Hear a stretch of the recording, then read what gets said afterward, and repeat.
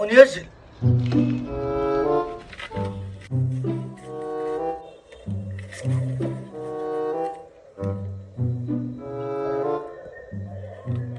يا ابني اللعيبة أكلوني.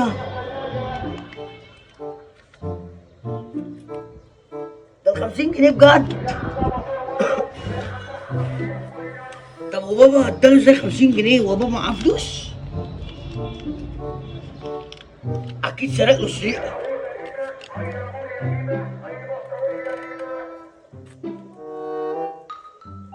لازم أقفشها منه.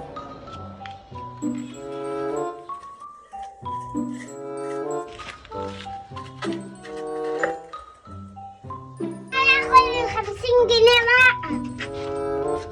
بس يا الجونة في جابه. أنا معايا جوه.